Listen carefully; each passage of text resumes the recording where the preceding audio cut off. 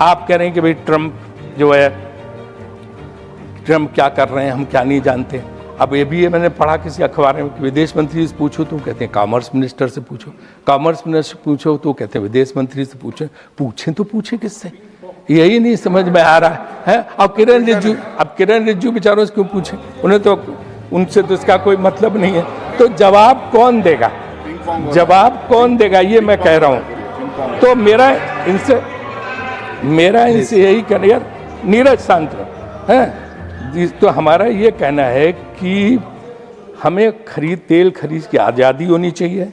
कंपनियां जो हमारी हैं उनको स्वतंत्र निर्णय लेने की छूट होनी चाहिए और तेल महंगा ना हो, इसकी गारंटी करनी चाहिए।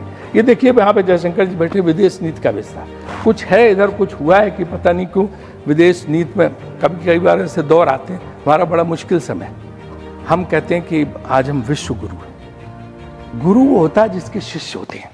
यहाँ हम आश्रम खोल के बैठे, एक भी शिष्य नहीं है, शिष्य एक भी नहीं है, गुरु आश्रम खोल के बैठे हुए हैं।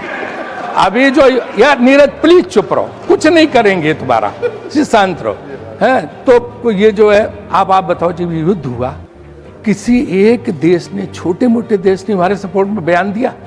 पाकिस्तान के सपोर्ट में चीन खड़ा है, अमेरिका उसके जनरल को बुला के लंच करा रहा है, और टर्की जो है ड्रोन दे रही है, सऊदी अरबिया डिफेंस डील कर रहा है, अजरबैजान उनके साथ। हमारे साथ कौन है?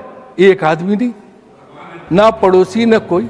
तो ये कौन से गुरु की बात हो रही है जो शिष्यविहीन गुरु? कौन है ऐसा जिसका शिष्य नहीं, चेले ही नहीं, गुरु खाली है? तो ये कौन सा आपने भारत बना दिया है? ये सबसे बड़ी हमारी समस्या है कि जो है इसको देखें।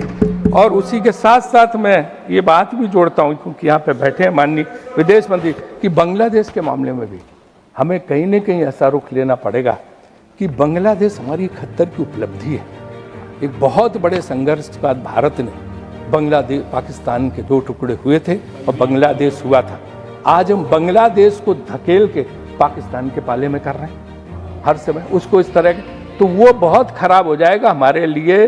पाकिस्तान तो चाहता है कि बांग्लादेश से साथ आ जाए, पर उसका इस्तेमाल करे वहाँ से आतंकवाद बढ़ाने के लिए। ये बहुत बड़ी उपलब्धि इंदिरा गांधी के ज़माने में हुई थी, आप सबने साथ दिया था, अटल जी ने साथ दिया था, और तब उसके बाद जो है पूरे देश ने साथ दिया था। लेकिन आज बांग्लादेश को मत धकेलो, वहाँ पे परिस्थितियाँ डिफरेंट हैं, लेकिन उस चीज़ को समझना चाहिए।